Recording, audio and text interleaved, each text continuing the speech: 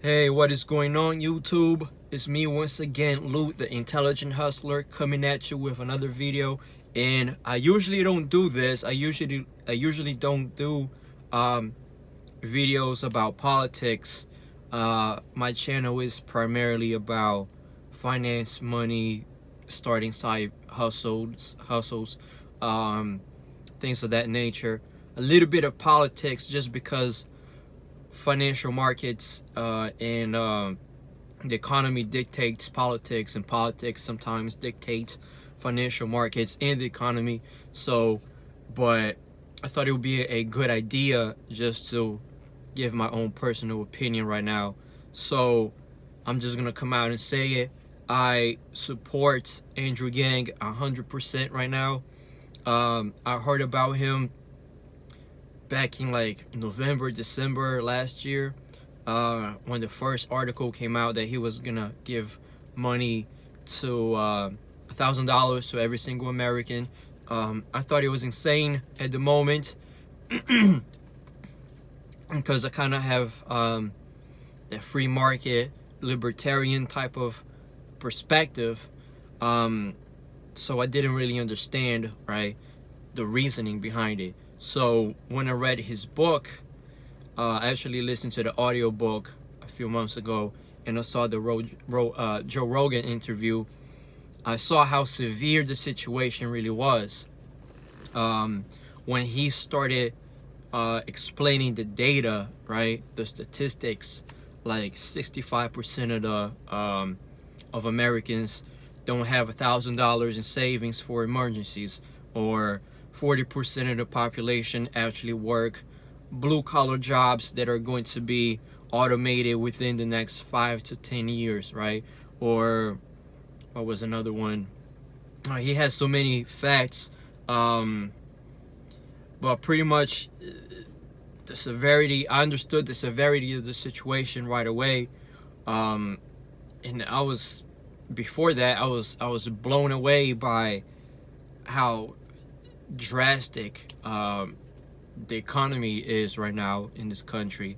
So I'm in full support of UBI and the freedom dividends. I think that personally, especially my case, trying to become a content creator,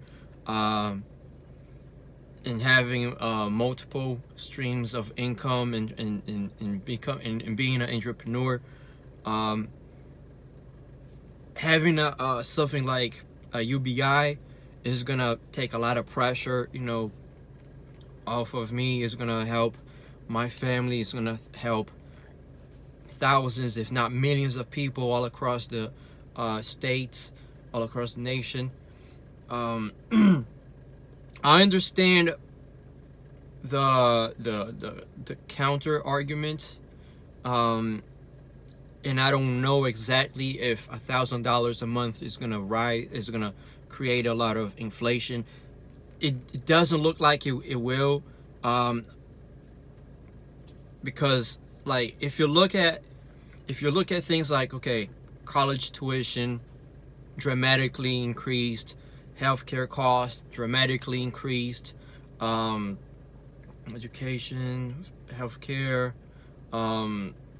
housing has been inflated for 6 to 7 years right now, especially in the coastal regions of the country, and they haven't influenced other areas, other sectors of the economy, right?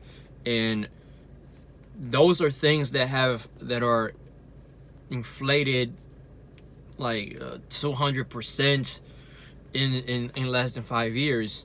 So I don't see how regular Americans receiving $1,000 a month is going to create this massive inflation that the other side is talking about, right? So I'm definitely for the UBI. I'm definitely for his other policies. I agree with most of them. There's a few that I'm kind of not in complete agreement with. I like that he's really trying to. I like that he's trying to. That he's talking about basically regional economies, because this is something that I personally have been talking about on this channel as well. How there's economic inequality between regions of the country, right? I live in the Midwest. If you drive 20 to 30 minutes away from St. Louis, Missouri, you see nothing but cornfields, and these are communities that don't have access to healthcare services. They don't have access to high-speed internet. They don't have access to, they don't have the best infrastructure, right?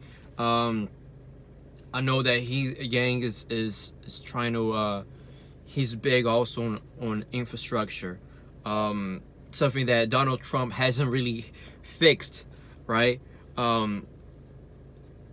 So what else? He's also trying to, I like that he's trying to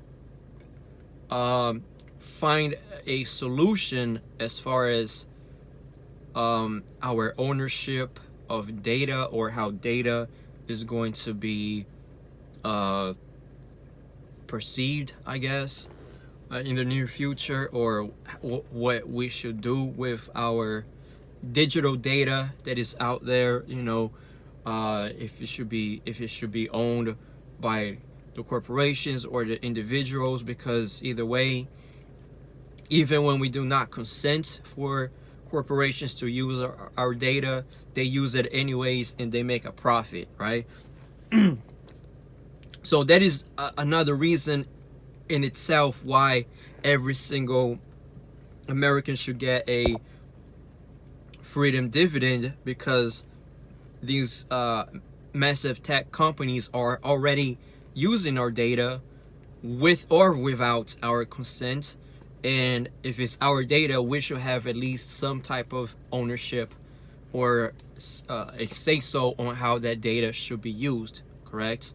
And there's so many other policies that that I agree with, and I really agree that with the overall theme of trying to flip the economy to where we are, where the market serves us instead of we serving the market, right? And he talks about this when he's talking about, we see that GDP is at record levels, but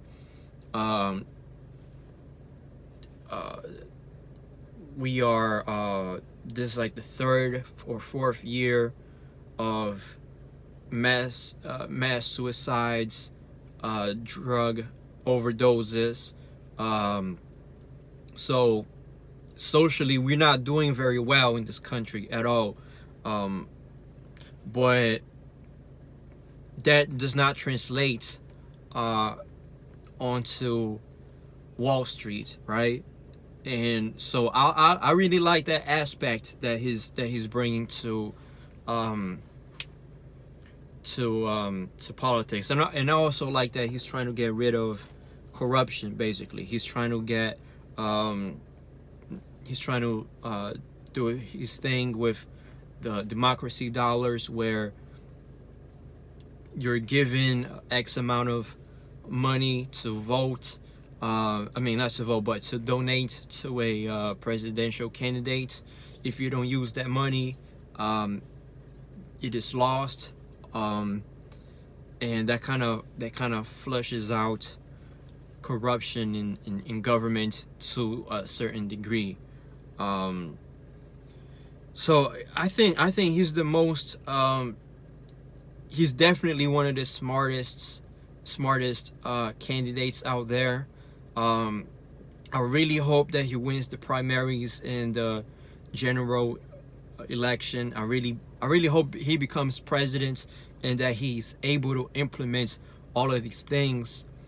Because if not, I can really see, like, maybe 5-10 years from now, I can really see mass civil unrest once the economy crashes and most of the jobs will be automated anyways, right?